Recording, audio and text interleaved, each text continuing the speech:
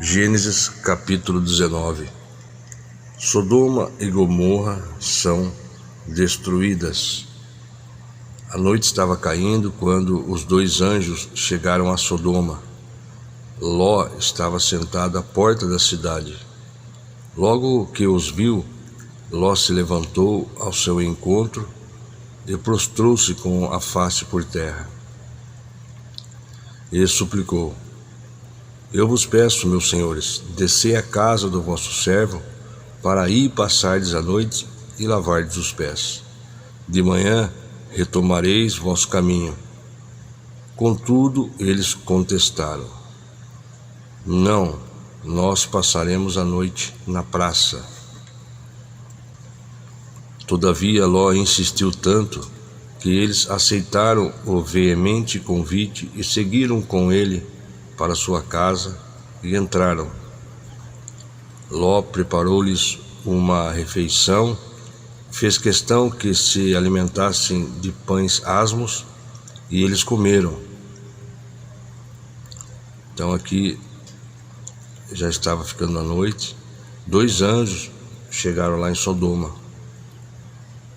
Ló estava sentado à porta da cidade. Quando viu, Ló se levantou e prostrou-se com a face por terra.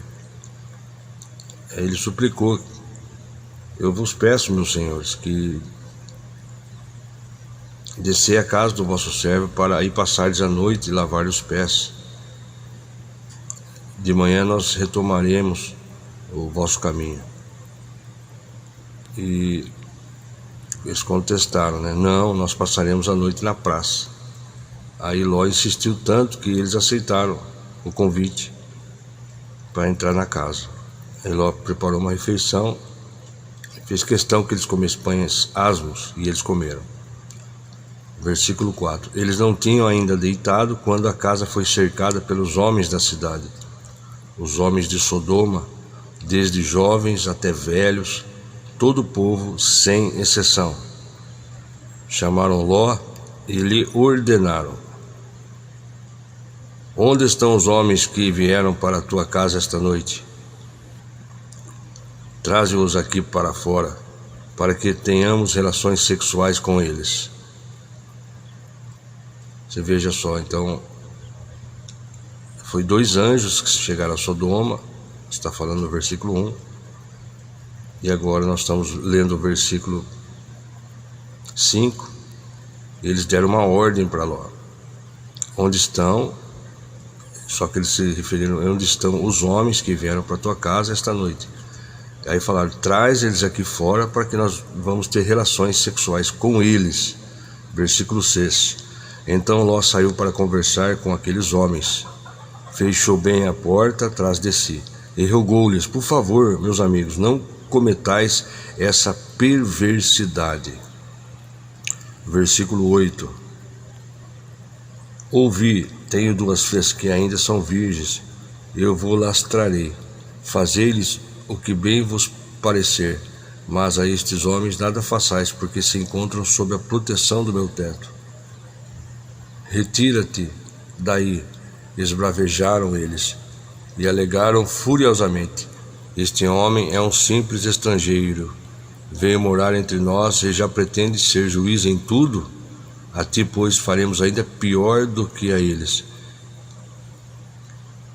Em seguida empurraram Ló com violência e avançaram para arrombar a porta. Versículo 10. Neste instante, os dois visitantes agarraram Ló, puxaram-no para dentro da casa e fecharam a porta. Em seguida feriram de cegueira todos os homens, tanto os moços como os idosos que estavam do lado de fora, e eles não conseguiram sequer encontrar mais a porta da casa. Você veja então aqueles homens que estavam furiosos com Ló.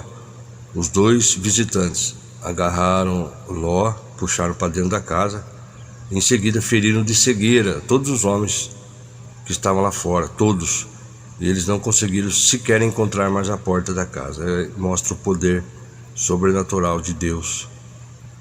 para, em algumas circunstâncias, promover visão ou promover cegueira. Nesse caso aqui, ficaram cegos que eles não conseguiram sequer encontrar mais a porta da casa.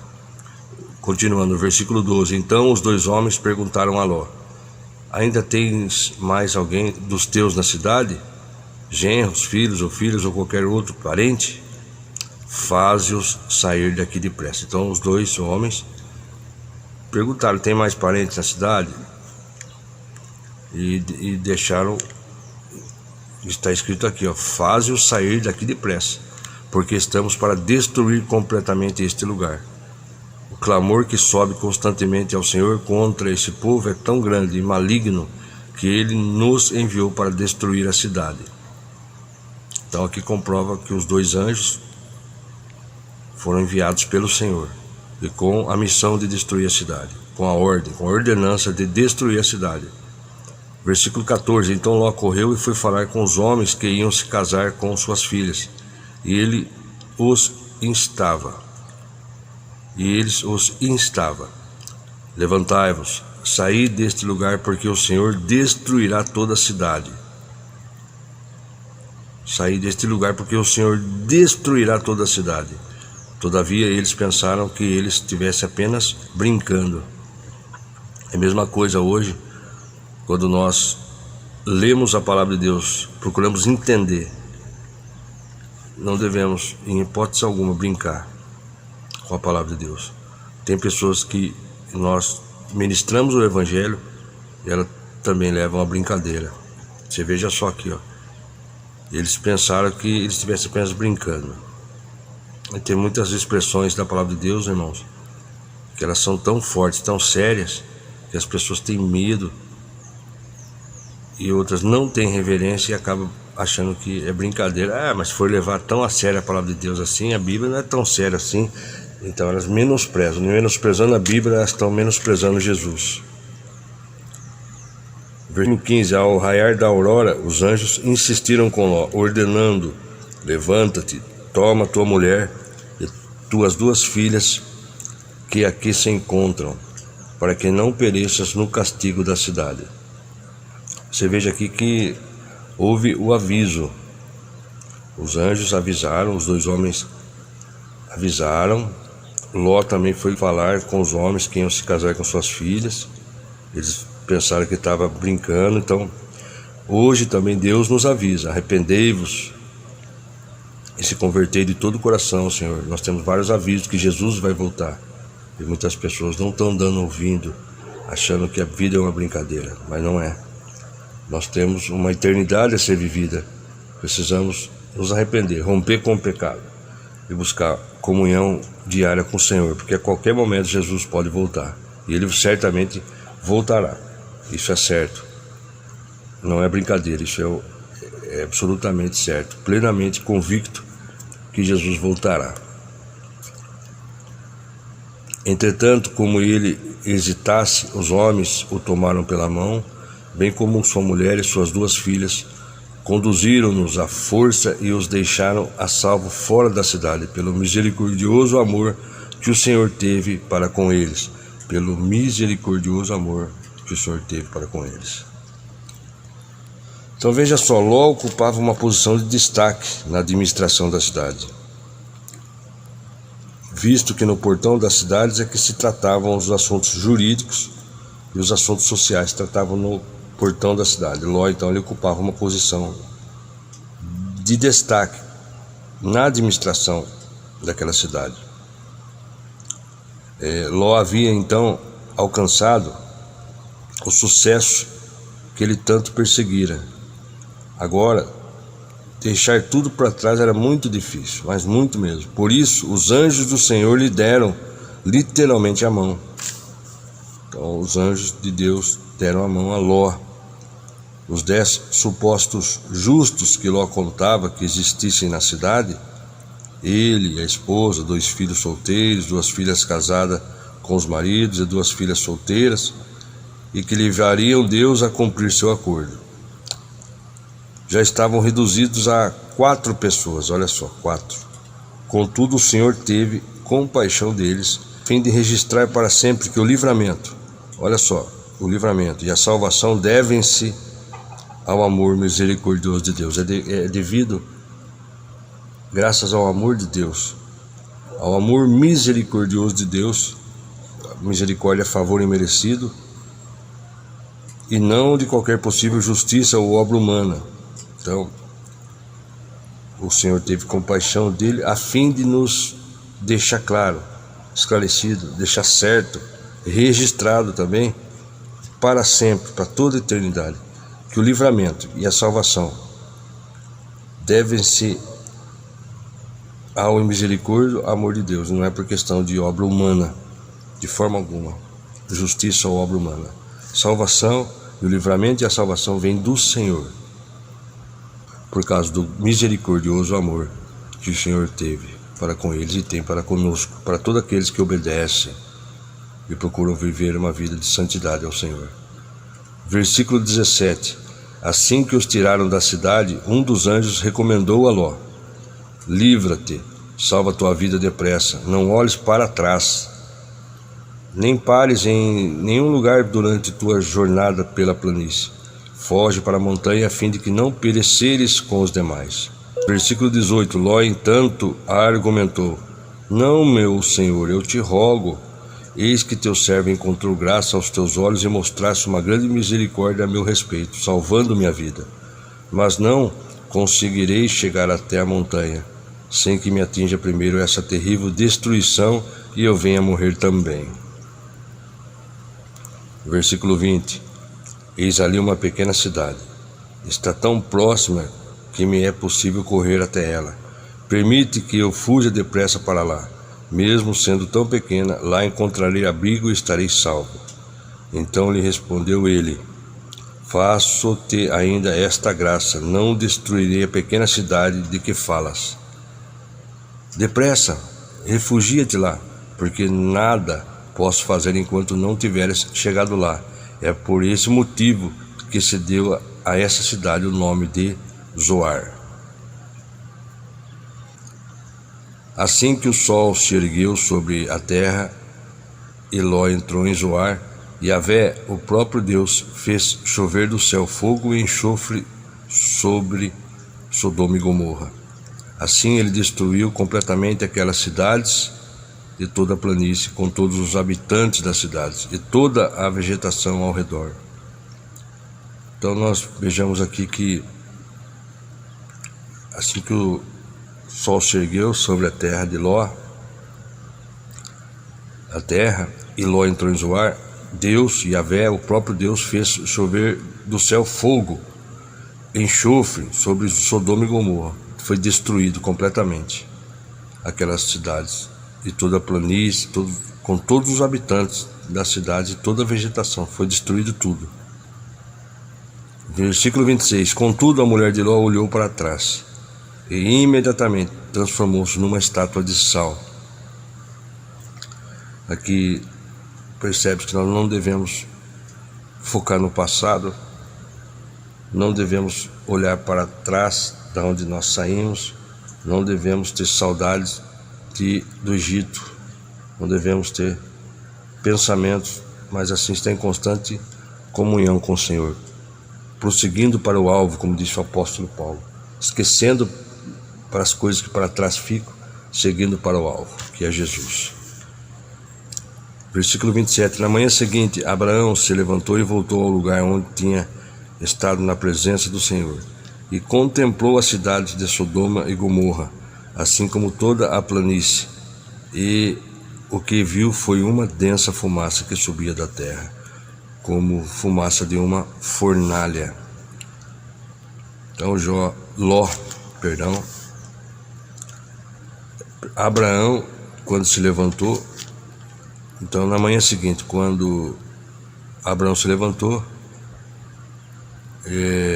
onde ele tinha estado na presença do Senhor, ele pôde ver as cidades Sodoma e Gomorra e viu-os como uma densa fumaça que subia da terra, como se fosse uma fumaça de uma fornalha quente. Quando Deus arrasou as cidades da planície, lembrou-se o Senhor de Abraão e tirou Ló do meio da desgraça, destruindo as cidades onde Ló habitava. Versículo 30. Filhos de Ló, moabitas e amonitas.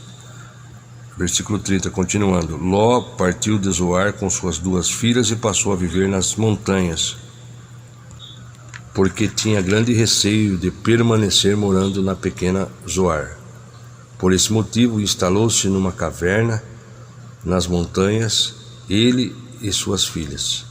Certo dia, a filha mais velha propôs à filha mais nova: nosso pai já é idoso e não há nenhum outro homem nesta região que venha unir-se a nós, de acordo com o costume de todo mundo. Vem, façamos nosso pai beber muito vinho e deitemo-nos com ele, assim suscitaremos uma descendência do nosso pai. Portanto, elas fizeram seu pai embebedar-se com vinho naquela mesma noite, e a mais velha veio deitar-se junto com seu pai, que não percebeu nem quando ela se deitou, nem quando se levantou. Veja só, então, depois de ser destruído Sodoma e Gomorra, Abraão viu a fumaça e então Ló partiu de Zoar com suas 2 filhas. Ele passou a viver nas montanhas. Ele instalou-se numa caverna nas montanhas, e as filhas, o pai já era idoso, e deram vinho para o pai beber, e elas deitaram com o pai, tiveram relações sexuais com o pai, com o próprio pai, e ele não percebeu. No dia seguinte, a primogênita orientou a irmã: na noite passada eu dormi com o meu pai, façamo-lo embriagar-se também nesta noite, e tu te deitarás com ele, a fim de que possamos preservar a linhagem de nosso pai.